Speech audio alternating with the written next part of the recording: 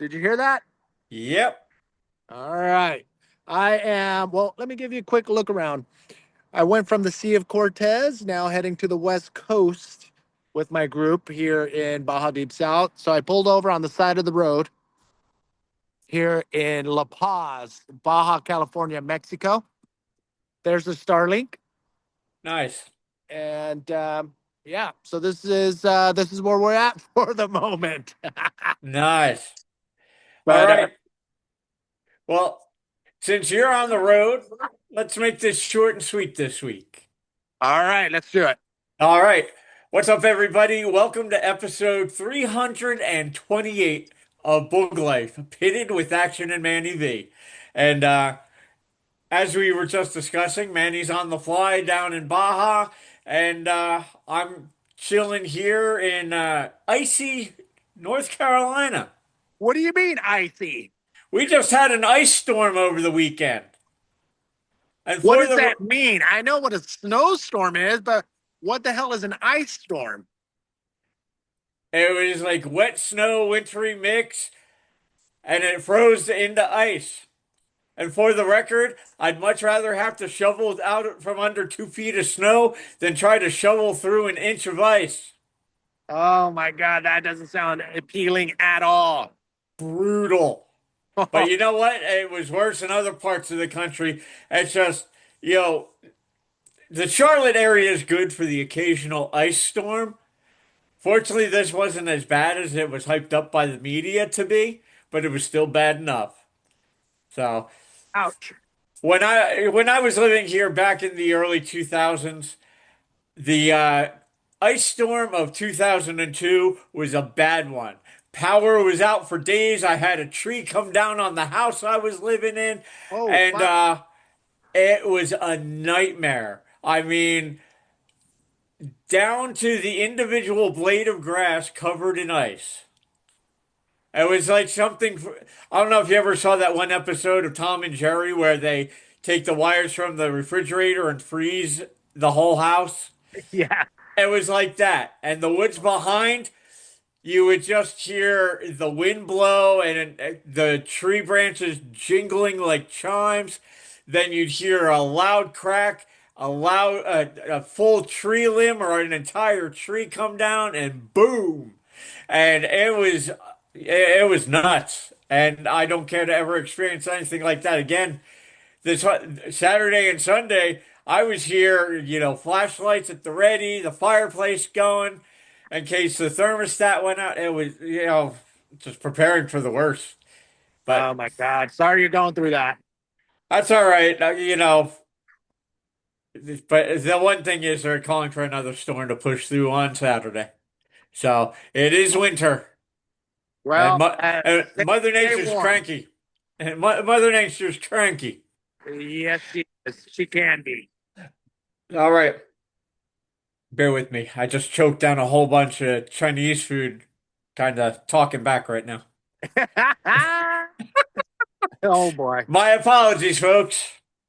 But anyway, shout outs this week. I want to give a big shout out to Barry Peterson and everybody at Coffee Surf Co. I got my campfire mug. I got my Sumatra dark roast coffee beans.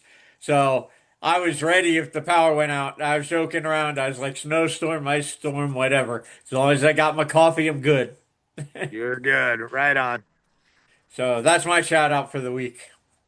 All right, my shout out is gonna go to again all the Cabo Freak Festers. I was working on a couple of the trips, and the Cabo Freak Fest trip came up, and I'm looking at the list of bodyboarders that are going to be showing up this year, and I just want to give a shout out to all of them for returning and hoping and making sure that you're still on tap to show up this year. Come hell or high water. Woo-hoo. All right, so there it is. My shout outs is to all the Cobble Freak Firsters of 2026. All right. Bodyboarding news. I just wanted to remind everybody we're just about a month away from the Pipeline Championship Invitational. Be sure to stay tuned to HPBC on Instagram The Instagram is HPVC 2026. Also, so stoked Boogie series. They'll have all the latest and greatest leading up to the event. I cannot wait. It's pipeline. What can I say? You know, Her Majesty speaks for herself. I mean, if you can have a bodyboard contest at Pipeline, it should be the crown jewel of bodyboarding competitively. I mean, you got on a proper swell, you got backdoor and pipeline, and with those two waves and the top bodyboarders in the world showing, and not going to leave anything on the table. It's very exciting to see. In my personal opinion, not that I'm by any means an expert on pipeline, but I seriously feel like backdoor is more dangerous. Yeah, I mean, if you can get into a solid one and come out of it deep down the line, it is so shallow on the inside. It's almost you can barely duck dive. So a lot of people just instead of paddling straight back out, they get sucked down the beach and head back around on the pipeline side. But yeah, I agree. Backdoors can get heavy. I almost tore off my kneecap at backdoor once, I'm not surprised. and it did not feel good. Oh boy. Yeah, Nels Velocito, he took me out at Pipeline for my first time, and I turned around and went on you know, a 4 or 5 foot wave, and I got freaking ragdolled and scraped my back on the reef I didn't even make it down the face of the wave. I airdropped and just got annihilated, and that was my welcome to Pipeline introduction. That was kind of my first introduction to pipeline. Yeah. Swung around, took off late. GT's yelling at me, Jackson, don't go. And I went anyway. I Yeah. I dropped like airdrop down into the barrel. I locked my line for a split second. Got the most perfect tunnel vision of my life, which I'm sure I've told this story multiple times. But then, immediately sucked up, pitched over, bounced off the reef, fins first. If it had been a bigger swell, I would have shattered my kneecaps and my ankles. Jesus. And when I paddled back out to the lineup, GT's just laughing at me. Oh. He's like, yeah, that's what I thought was going to happen. You can't do that shit here, Jackson. It ain't New Jersey. Fuck. Thanks, GT. Well, Thanks for telling me. welcome to Pipeline. Oh my god. Yeah, I'm thankful for the waves I had there, the people I got to share water time with there. And I'm thankful I was able to walk away and tell the story afterwards. Oh my goodness. Uh, yeah, bodyboarding news on my end. The U Riding Bodyboarding World Tour in the game ended its fifth event at the Philippines Cloud 9, which is the the shout outs to all the winners. That video is going to be produced within the next 24 hours by yours truly. But I love giving a shout out to some of my friends that are playing, like Silas from Australia. Andrew Bleakley is also playing. So it's good, pretty cool to see their names in there, but also all the U riding, you know, full on fans that are playing. And I love seeing their names in the mix as well. JDR and another player by the name of Sandwich are two of the best players in U riding.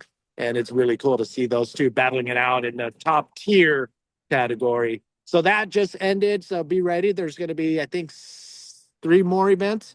So if you haven't joined the world tour of bodyboarding in U riding, it's not too late. Go in there and have some fun. Bodyboarding news. More on bodyboarding news is, yeah, just Cabo. I do have 1 or 2 spots available. So if you're interested in coming out and, just spending a week in warm waters, we don't know what Mother Nature's going to deliver. It could be perfect waves all week, or it could be small all week. I don't know, but I can guarantee you're going to have a great time with your fellow bodyboarders in the beautiful paradise of Los Cabos. But that's it for now, as far as bodyboarding news on my end. All right. And normally at this point we show the video of the week. I think it's best to just post it up in the link. Um, my recommendation, go check out the latest Tristan Roberts video called Westbound. It's Tristan riding in South Africa, and Tristan never disappoints. We've had the good fortune of watching him go from Super Grom to 2014 Pro Junior World Champion to two-time Men's World Champion. The only bodyboarder to ever accomplish that feat, by the way. And his riding is so progressive, so smooth. I always enjoy sitting down and watching his latest clip. Awesome. You did send me that link. I'll post it up in the chat and also post it as a post on booglife.com. All right. So with all that said and done, let's get into the weekly motivation. Oh, Jackson, really quick before you start. I did get 4 new subscribers to Boog Live, so a huge shout out to those 4 and all of the supporters thus far. We're gonna keep chugging away, and also Brendan Newton is on schedule for February 4th or 3rd for an interview. So Nice. you're gonna get a notification when that's gonna go down. And Pipeline patrons, you are welcome to partake in the live interview. So be ready for that message on Patreon for Book Life.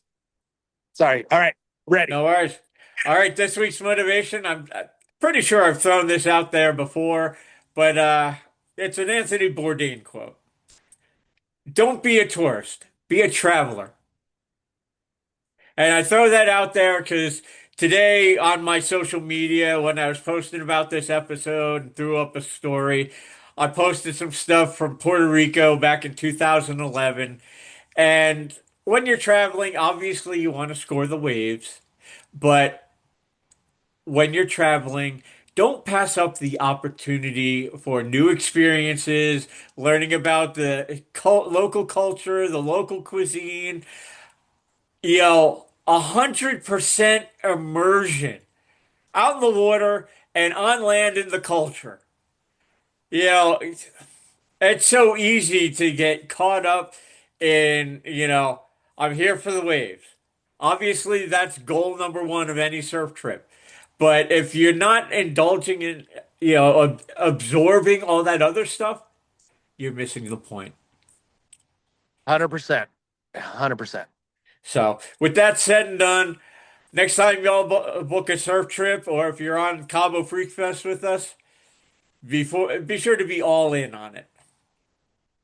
With that said, we'll catch you next time around, episode 329. Thanks for tuning in. We're out. You safe travels, brother. Thanks, homie. We're set for next week. I'll reach out to you sooner than later. Sounds like a plan, brother.